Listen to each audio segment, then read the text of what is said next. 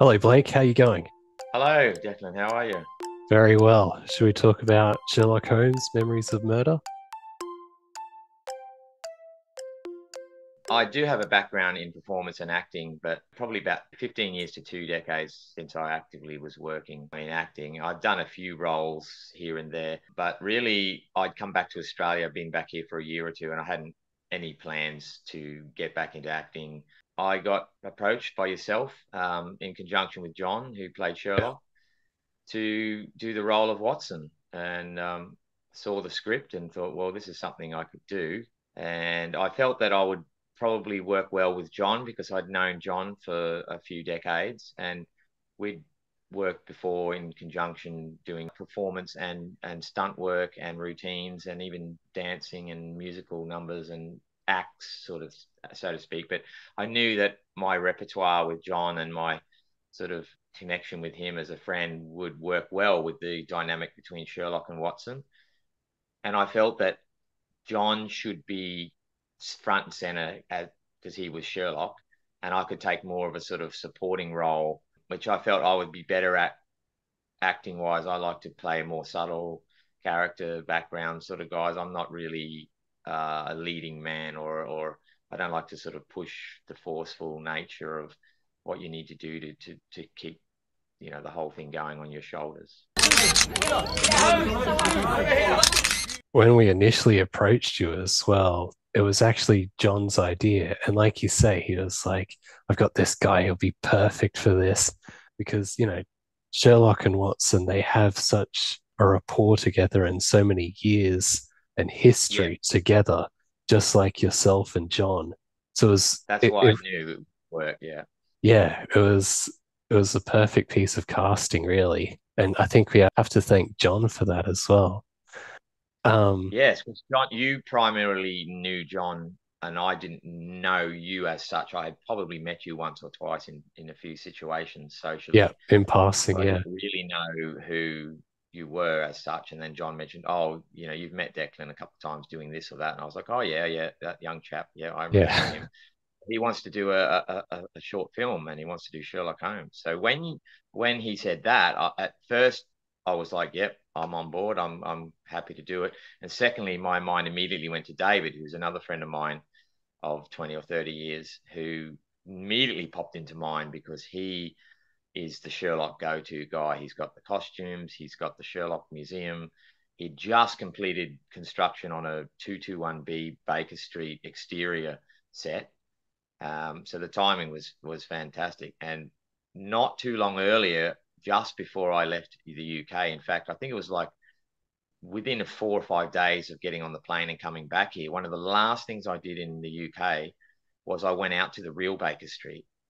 And there's photos of me at the station, and Mhm. outside you've got the Sherlock Holmes bronze statue, and just around the corners there's the Sherlock Holmes Museum, which is actually next to the real 221B door. So coming back and seeing David's 221B exterior, I was kind of flashbacking to like, wow, that looks exactly like the door I was standing outside in London in the real Baker Street. So it was a bit surreal. Quickly, Watson, my notepad. Did you want to talk about your experiences, like first reading the script and then preparation that you did to prepare for Oh, playing Watson? definitely reading the script. I thought it was a very the script changed a little bit from that initial draft to what we shot, but not a lot. It was pretty much there on the first draft that I read. I'm sure you had pre-drafts, Yeah. and I thought it was a good little piece, and there was a meaty part there for a few small ensemble cast, and I thought, yeah, I could do Watson. We had that first read through on Zoom, which seemed to go down well, and there were a lot of notes and suggestions and ideas came out of that between yourself, me, David, and John. And I initially, for me, the part was in the voice. I spoke to John, and we ran lines separately on different occasions over the phone. And I remember saying to him, we've got to come up with a standard voice that both Sherlock and Watson speak, whether it be an accent or the way they talk. they've got to be in simpatico, and everyone else can be however they want, because Sherlock and Watson are a team. And also they're a little anachronistic because they're kind of old world Edwardian, Victorian, stereotypical characters in a modern world with mobile phones and Yeah. sports cars and AI devices and stuff. So I thought we want to sort of keep that Sir Arthur Conan Doyle distinctive characters, but we don't want to modernize them like they have done in other adaptations. We want to keep them sort of twee and pure to the roots of the characters. So for me personally, I said to John, we have to figure out a voice and an accent, and that's where the characters will come to us. And we talked about different accents, and we ended up sort of settling on kind of a pronounced RP sort of English accent. And once we started doing, oh yes, I say, old boy, and jolly ho, and all that sort of stuff, the characters just sort of came naturally. And once we started reading the characters in those words and in that vernacular, it sort of flowed really well. And at a certain point, we were doing the lines and running them so much that we could eventually break out into other accents. And that was a phone call. I think you got one drunken night. So Yeah, that was pretty neat. I think I Yeah. probably got like 3 or 4 different voice messages of you just running all the lines in different voices. Like there's a pirate one, a Dalek one, Yeah. and so on. Yeah. And I really admired your commitment to the role. And I think you put a lot more effort in than some of the other guys in that you changed your appearance for the role as well. Yeah. Did you want Yes, to talk about that? I normally go all out when I do anything. You know, my backdrop might give you an indication on Yeah. that sort of extremism. So I thought, right, well, I didn't want to wear a fake mustache or something that was hard to replicate on different days for continuity. And I thought, well, I can grow a mustache. I mean, we probably had 2, 3 months before shooting lead up time. So I thought, right, I can grow a mustache. Let's do that. Bang. And although I don't particularly like having facial hair, it was itchy as hell. I thought, no, I'm going to commit to this. I'm going to grow the full bushy Watson mustache. And then, like a day or two before we shot, I went and got a really old timey Victorian gentleman short back and sides haircut, and I parted my hair to the old style. The other thing that came in handy is that when I was in the UK, I picked up a couple of old fashioned sort of tweed suits and some of it's wardrobe from other films, actually, Yeah. period sort of stuff. So once I had the costume, and I had a few different variations, but they're all pretty much tweed sort of woolen type old man suits, and I had the mustache. And Then the I thought, well, accent. yeah, the accent. And then I thought, well, Sherlock has the deer stalker, so Watson's got to have his little bowler hat. So once I had the bowler hat, the mustache, the haircut, the outfit, it was just so easy just to start. It sort of changes your posture, and then you sort of, I say, jolly good, and all that sort of stuff. And it just came naturally, the character. And once we knew our lines, then it was just down to some superb direction from yourself. Have we solved a more iconic case since the Baskerville? You know, I feel as if that were 100 years ago. I have to say, though, your just commitment and dedication to the role and the film in general, it really made me feel as well like I needed to give all that back to you in return and really prepare and give you as much of my time and effort as I could. Well, And you I certainly think, did. I'm glad to hear that. And I feel like if you weren't involved at all, I feel like the final product would have been a lot, less quality. Oh, you're Um, very kind. You're so very I, kind. I really have to give a lot of praise to you for that. Well, thank you. It was actually a pleasure because I felt that the project was something I wanted to get behind. And I'm actually the only one who's not living in Brisbane out of the Yes, cast crew. So I actually sort of made an effort to get up there when I could and join in on the shooting days. And for so I was sure. willing to sort of bring everything to the project. Like I was heart and soul. It wasn't just, it's like you say, when someone brings their all, then everybody else rises up to that level. So you want to really have that commitment and that sort of passion there. And then other people sort of go, well, I need to match that just to feel like I belong in the room. So everyone sort of stepped up from there, and we were willing to do anything really to get this done. I wanted to be in this film. I wanted to be on the screen with John, and David, and we all wanted to make you proud as well because we felt your script was quite clever and unique. So we wanted to honor that. So it was a really good two-way collaboration where you were trying to do your best to sort of make us comfortable and work with us, and we were trying to bring our A game to the performances and make time whatever was required to get it done, and costume changes and shooting day wherever location. We were just all keen. I think you'd better come with me, Sherlock. There's something we need to discuss. There's so many times where like you text me the night before and say like, what costume should I wear? What day is it? Should I wear this or that? What scene is this we're doing? What can he wear this on this scene? Because on this scene he's a little bit more laid back and he's wearing his sort of not so formal. And I was thinking about every scene as far as where it fitted into the main piece, and then within that scene, what would Watson be thinking, doing, wearing, how he would have his hair, everything. Just really focused. I'll call a press conference in the morning and announce my retirement. Oh, Sherlock.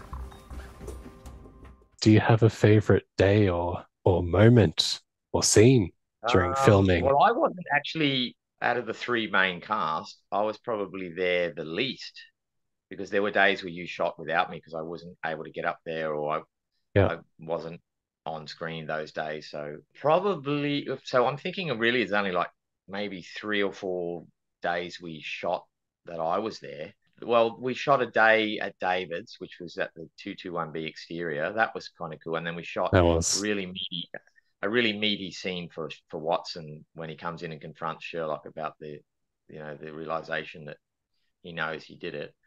That was a nice meaty scene. I liked the corridor scene, sort of, that was quite a nice little touching scene. And then the only time we ever went out on location was up on the mountain there where we did the scene there, which was a particular favorite. But I have to say, just driving around with Sherlock in Sherlock's sports car, just trying to look cool with sunnies on, that was pretty funny, pretty good highlight. And it plays very well in the final film. And I didn't have to remember any lines. All I had to do was sit in the car and look cool. So and look cool, which you do with ease. Too much acting. Because damn, I look so pretty. And you know that I feel fine. Like you say, there's so many meaty scenes for Watson, and I think your acting talent and your previous experience really came through in those scenes. And so many times when you show people the final film, they always say, "Oh, Watson, he's one of my favorite characters. He's such a, very gratifying. A loyal friend to Sherlock, and he seems like he really cares about him." Well, it felt like to me that he has the moral compass of the film. Sherlock's it's the most switched on as well. Yeah, Sherlock's ego in this film is to a point where he can't even sort of see the blindingly obviously until it's too late. But all the way along, Watson is the film's sort of moral compass, where he's saying, "Come on, Sherlock, we must do what's honourable and what's right." Although he does have a little, Watson does have a little waver at the end there, where he's trying to protect his friend Sherlock and saying, "Look, we could disappear and hide the murder, and no one should ever know, and we could maintain." He wants to just keep Sherlock, into the life he's accustomed to. Yeah. So Watson is, very much a moral guiding sort of compass in this film. And he's the sort of one who, he only loses his rag once when he realizes Sherlock's being ridiculous, and he goes off on one a little bit. But generally he's fairly calm throughout the film, and he's very measured and quite jolly and supportive. And I just wanted to bring that kind of feeling to the portrayal. I'm a doctor, Sherlock. I've seen it all. Dementia? I'm afraid, sir, old boy. Can you remember how you felt when you saw the final product as well? Well, we did see a few sort of rushes here and there, and some sort of incomplete scenes as far as like the audio and music mix and stuff. And it was starting to look very good, visually good. And I knew that from sort of photos and some screen grabs and a little bit of short footage I saw here and there, I knew that we were kind of like, oh, this is something kind of special. I mean, it's a short film. We're not pretending it's anything but that, but it kind of had that sort of little bit more than just a little YouTube short. It was a little bit Yeah. more sort of polished and meatier than that. Not quite a full feature, but maybe one day. But Yeah. for what it was a very, very good looking thing. And I think everyone was pleasantly surprised when they saw the final product, because the film works. It's clear and concise and easy to understand what's happening. The performances are all fairly even throughout, and it just all sort of builds to a whodunit, which is what you want in a Sherlock.